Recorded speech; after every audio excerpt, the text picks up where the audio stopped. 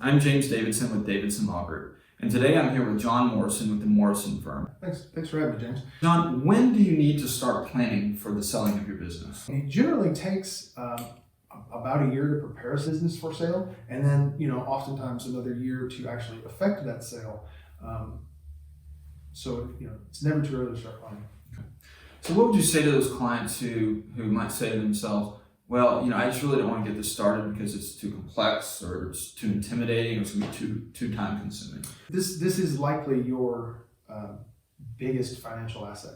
It is going to take some time. It is going to take some effort. A lot of times you have to work even harder during the sale of a business. During that time, you'll be running the business. You'll be trying to make all your metrics look as good as possible, and you'll be working with potential buyers and other people who would be involved in the sale, bankers and things of that nature. So there'll be a great need to be able to produce more information. That's when it's really important to have the right team in place, so that when information is requested, you're there and ready to answer those questions. It's extremely important to have a good financial advisor on your side, the CPA. It's really important to have that insight on the upfront in terms of the value and understanding how your business would be valued. It's extremely important to have a qualified attorney on the team. What are some of the key factors that you look at in formalizing a value for a business? And is the valuation of a business static, or are there ways that small business owners can do certain things to enhance or increase the value of their business?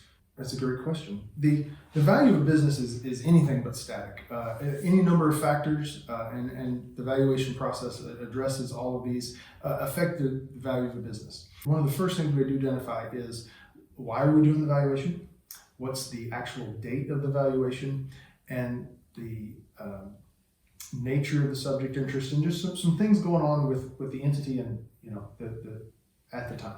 The next thing we do is we dig into the actual company itself. We do an in-depth financial analysis. We'll do site visits, things of that nature, to really understand what it is that the subject entity consists of. And we do those things to identify what's known as a benefit stream. So at the end of the day, small business owner or an owner of an enterprise, at the end of the day, they're wanting some cash, Sure. Whether that's on a regular basis or some point in the future. So we identify what that is. And then after we've done that, then we really start our process of looking outside the entity. We say, we do a risk analysis. We do analysis of environmental conditions, economic conditions, conditions both within and outside the business in terms of capacity or management team skills, any number of things that can affect the business and its ability to continue to generate that income stream inside and outside. And so through that risk analysis, we develop what's known as a discount rate, which we then apply to the benefit stream as one means of ascertaining value. And so that's effectively what an outside investor would want to make on the money they invested in the property or in the business.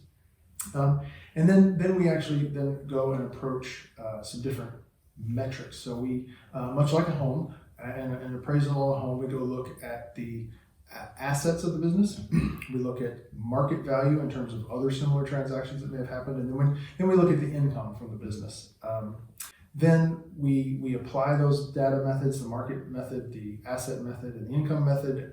We often apply discounts or premiums to those methods, and so the discounts there can entail a discount or lack of marketability, because it's well proven that smaller firms have both transactional costs and just an inability to market themselves in a timely manner. And then we also at times for minority interest can apply a discount for lack of control. What would you say to a small business owner who would venture out to take on this process of selling their business on their own without a team?